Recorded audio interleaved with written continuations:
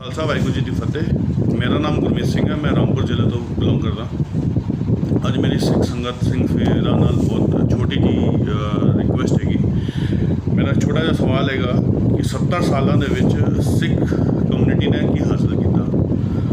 अज ही जेह्ड़े 70 साल हो गए आज़ादी में, मैं आज़ादी ही खाली आप कंसीडर कर रहे हो। 70 साल हो गए, साढ़े कोल एक हॉस्पिटल नहीं हैगा, साढ़े कोल एक भी यूनिवर्सिटी नहीं हैगी, एक भी हॉस्पिटल नहीं हैगा जिथे सिख गुरसिख चला जाए तो उसका इलाज कैंसर जैसे बीमारी का इलाज 1 रुपए हो जाए। तो कोई अगर सिख वीर गुरसिख परिवार का बच्चा डॉक्टरी करना चाहे तो उसकी पढ़ाई केवल 1 रुपए हो जाए। अगर मैं एक छोटा जहा एग्जाम्पल दें कि बई साड़ी सिख जो तुम देखो सिक्खी गुरसिखी क्यों घटती चली जा रही है, तो एक छोटा जहा अंदाजा लगाओ कि बई केस कतल करने की जो एज होंगी है वो मोस्टली 11 साल तो लेके तो 16 साल तक की होंगी है। कि इसी टाइम ही बस थोड़ा जहा दिमाग बच्चे का जो है विफर जाता है, उल्टी सीधी गल्लों वाल चला जाता तो सिक्खी स्वरूप में छड़ देता है।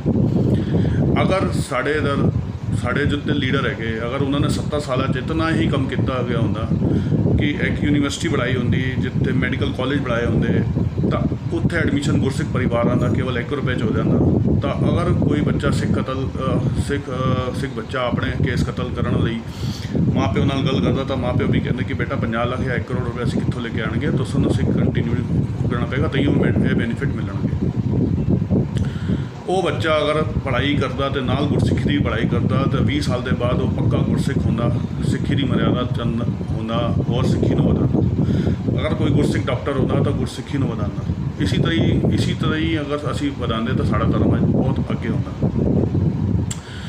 असीं लंगर खिला रहे हैं, बहुत अच्छी गल है, लेकिन लंगर दी अज उस तरीके तो नहीं खिलाया जा रहा जिस तरीके से बाबा जी ने कहा सी। अज भी असीं लंगर नूं बिल्कुल प्रसादी एक होंदा सी कि बई अपना अपना इकट्ठा किया तो अपना अपना खा गए।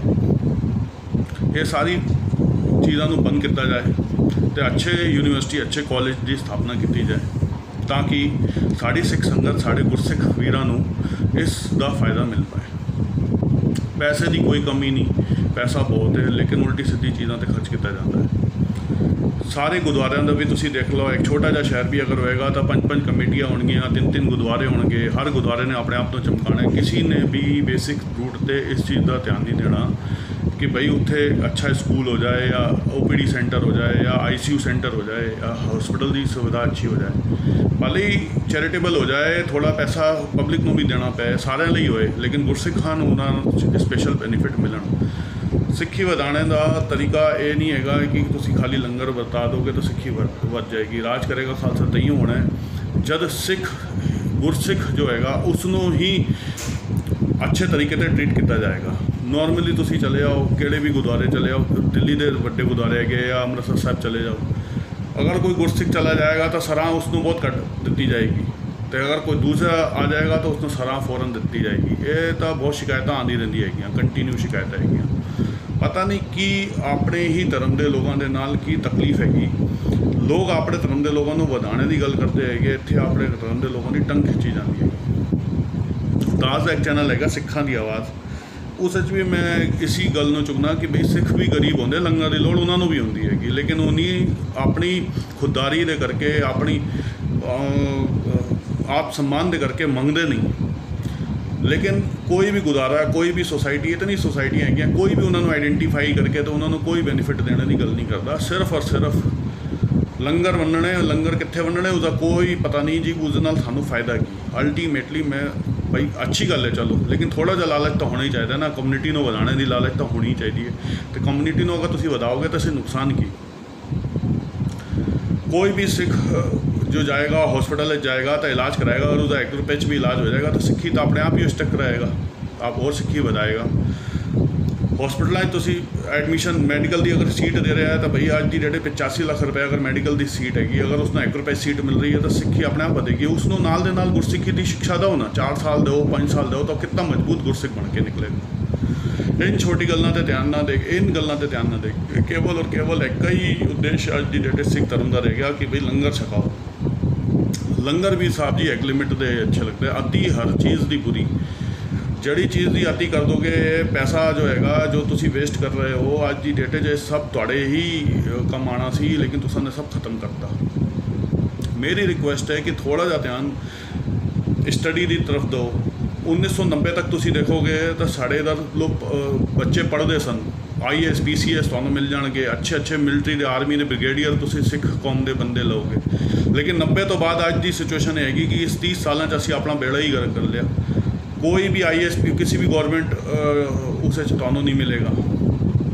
सिख कौम के बंदे ही नहीं दिख रहे है कि मिलणगे, खाली बिजनेसमैन मिलणगे। अपना जद राज करेगा तद राज खालसा करेगा जद हर गौरमेंट की हर उच्ची सीट पर एक सिख रिप्रजेंटेटिव बैठा होएगा। अज हालात ये है कि थोड़े MP भी बहुत घटे गए तो MLA तो नाम दे ही है। अगर पंजाब को छड्ड दिता जाए तो MLA तो है ही नहीं, 1-2 MLA मिलणगे। तो राजनीतिक कोई अप्रोच नहीं हैगी, कोई पोस्ट नहीं हैगी। आपस में जी एक छोटे छोटे दल बढ़ा के कोई किसी ने अपनी कमेटी बढ़ा ली, किसी ने अपनी कमेटी बढ़ा ली, तो एक दूसरे की टंग खिंचण वाली कहानी चल रही है। केकड़ा जी जिंदगी ना जियो जी, एक अगे बढ़ेगा तो दूजी टंग खिंच लेगा। अपनी मजबूत अपनी फिलोसफी को पहचानो, एकजुट हो तो मुद्दे ते काम करो। मुद्दे का काम हैगा कि अपने जो सिख कौम के बच्चे जो बेरोज़गार है, गुरुद्वारे के तले की जो दुकाना है या गुरुद्वारे को कोई प्रॉपर्टी है, उन्होंने दुकाना बना के दो, उन्होंने IAS PCS की तैयारी करवाओ, उन्होंने बैंक की तैयारी करवाओ, ताकि उन्होंने रिप्रजेंटेशन समाज सोसाइटी सिविल सोसाइटी हो जाए। जब पढ़ा लिखा सिख कौम का बच्चा जब ऊपर आएगा तो अपनी आवाज़ भी अच्छे ढंग से उठाएगा। आज की डेट में देख रहे हैं जी भाई खालिस्तानी अप्रोच बहुत बढ़ रही हैगी।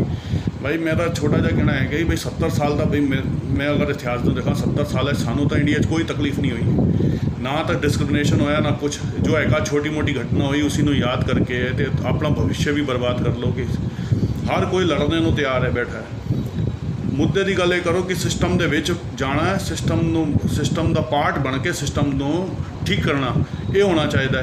सिस्टम में किस तरह जाओगे, IAS बनोगे, PCS बनोगे, पुलिस जाओगे, कोई बैंक जाओगे, कोई सिस्टम के जाना इसनों कहते हैं। थोड़ी ना कि गए और खाली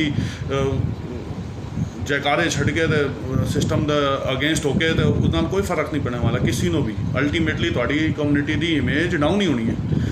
तो जो भी गलत काम कर रहे हैं कम्यूनिटी के अंदर, खालिस्तान को सपोर्ट कर रहे हैं, तो अपनी कम्यूनिटी का लॉस कर रहे हैं। क्योंकि एक छोटा सा सिंपल जगह अगर आज खालिस्तान अगर बनाना है, पाकिस्तान के अगर उस तरह तुम खालिस्तान बनाने की गल कर रहे हो, पाकिस्तान बनाने की गल कर रहे हो, तो पाकिस्तान भाई अपने ही पंजाब में खालिस्तान घोषित कर दे अगर वो इतना हितैषी है तो उसको भी तो बहुत बड़ा पार्ट है साहब। अफगानिस्तान बॉर्डर तो लेके तो पाकिस्तान लाहौर तक पंजाब सी उसी ने घोषित कर दे, वो नहीं करेगा। इंस्टीड इंडिया के खिलाफ है जो बैठे हुए बाहर तुसी देख लोगे विदेशों जो चले गए, आप पॉलिटिकल असाइलम लेके गए, आप उत्थे मस्त जिंदगी जीते तो इंडिया के खिलाफ लोगों को भड़का। इस भड़कावे ना हो, अपनी कम्यूनिटी को मजबूत करो। गुरुद्वारे सेवा सोसाइटियां नाल मेरा यही दिलचा है कि स्टडी पर ध्यान दो, अपने बच्चों अपने बच्चे हर जिला स्तर पर एक ऐसी कोचिंग इंस्टीट्यूट का स्थापना होए जिस बच्चों को IAS PCS और सरकारी SSB सब चीज़ों की तैयारी कर, बैंक PO की तैयारी कराई जाए ताकि उन्होंने कैरियर बना। इन चीज़ों को ध्यान दिता जाए, पढ़ाई को ध्यान दिता जाए, ताकि सिस्टम के विच एक अच्छी सीट ते हर अच्छी सीट पर साड़ा एक सिख का नुमाइंदा होना चाहिए ताकि साड़ी गल सिस्टम में सुनी भी जाए, है नी। थोड़ा जा मजबूती करना इस चीज़ की जरूरत है, ना कि निगेटिविटी को सोचना। निगेटिव गल्लां सोचोगे तो अपना ही नुकसान करोगे और बहुत ज़्यादा नुकसान ऑलरेडी कर रहे हैं। भाई अगर तुसी फाइनैशियली अगर गल करो तो अज की डेट देखो पैनाडेमिक आई, अज की डेट पैनाडेमिक चाहिए थोड़ी ना जरूरी है। चलो ठीक है, तुसी मैं मनना जी लंगर कहा गया सी, वैसे इस फिलोसफी उत्ते भी बहुत वड्डी गल्लां है कि 20 रुपए का साहब गुरु नानक देव जी ने एक लंगर किया सी, वो 20 रुपए अज तक चल रहे हैं। मैं एक छोटा सा सवाल है कि उस समय बहौल राजा सी, उस समय 20 रुपए बहुत अनाज आना सी, इतना अनाज आना सी कि वो मतलब बहौल का साम्राज्य का 1 रुपए की कीमत बहुत सी। तो यह साखी तद लिखी गई जब 20 रुपए केवल 20 बंदियां का ही अनाज आना सी। तो इस साखी उत्ते भी बहुत सारे सवाल है। तो अपने जरा इस चीज़ को थोड़ा जहा बदलो। सरबत का भला बहुत अच्छी गल है, लेकिन सरबत के भले अपने भी बंदे आते है ना, अपने बंदे भी पहले थोड़ा जहा पता करो। अपने बंदे कोई भला नहीं हो रहा। सरबत का भला का मतलब सब का भला, सब अपने बंदे भी बहुत आते, अपने बंदों भी बहुत जरूरत है। तो मेरी रिक्वेस्ट है कि लंगर बहुत अच्छी गल है, करना है करो, लेकिन थोड़ा जहा अपने भी मजबूत करो, अपने आप को भी बढ़ाओ। अपनी संख्या क्यों घटा रहे हो साहब? कोई ऐसी कम्युनिटी नहीं देखी जो इतनी अच्छी होने के बाद, जब इतने अच्छे से नियम कायदे कानून किरत करो, नाम जपो, वंड छको जैसे नियम कायदे कानून बने, तो उस तो बाद भी असी संख्या घट रहे हैं। तो इसका मतलब तो साढ़े कमी हैगी ना, साढ़े सिस्टम में तो कमी नहीं हैगी। सिस्टम ਨੂੰ खराब असा नहीं किया। सिस्टम ਨੂੰ खराब इसलिए किया क्योंकि असा ने ध्यान ही नहीं दिता कि बेस रूट की हैगी। बेस रूट हैगी जब पढ़िया लिखा सिख कौम का नुमाइंदा होएगा, वही साढ़े अगे सिक्खी ਨੂੰ ਵਧਾਏਗਾ। तो कोशिश करो अच्छी यूनिवर्सिटी SGPC उत्ते प्रेशर पाओ, दिल्ली गुरुद्वारा प्रबंधक तक इन मैंबरों पर प्रेशर पाओ। इन्होंने सवाल पूछो कि भाई तुसाने अज तक एक यूनिवर्सिटी क्यों नहीं बढ़ाई, तुसाने एक मेडिकल कॉलेज क्यों नहीं बढ़ाया, तुसाने एक इंजीनियरिंग कॉलेज क्यों नहीं बढ़ाया, जैसे गुरसिख का बच्चा एक रुपए पढ़े, तुसाने क्यों नहीं बढ़ाया। सवाल जब तक तुसी नहीं पूछोगे तब तक ये सिक्खी का जो परपज़ हैगा ना वो सॉल्व नहीं हो पाएगा। राज करेगा खालसा खाली कहने नाल नहीं होएगा, इसलिए सानू बहुत कुछ करना पेगा, एकजुटता होनी होएगी। सवाल पूछे जाएंगे, कमेटियां तो सवाल पूछोगे तो आंसर मिलेगा। धन्यवाद। हो सकता है तो मेरे वीडियो कई ऑब्जेक्शनल चीज़ा भी मिली हो, मैनू माफ़ी देना, और कुछ मैं गलत बोल गया तो उसी में माफ़ी देना, लेकिन मेरी गल्लां सच्ची हैगियां। दिल ते तुसीं हाथ रखोगे तो तुहानूं भी समझ आ जाणगियां। अज हर सिख की यही आवाज़ हैगी, वो दिल तो यही गल कह रहे हैं, लेकिन बस सामने तो क्योंकि गुरुद्वारे का प्रधान के नाल उसकी रिलेशनशिप अच्छी है तो वो बिगाड़ना नहीं चाह रहा था, इसलिए वो मुँह तो कुछ नहीं बोलता। मेरे वीडियो ने सपोर्ट करो, अगर तुहानूं अच्छा लगे मेरे चैनल को सब्सक्राइब करो। धन्यवाद।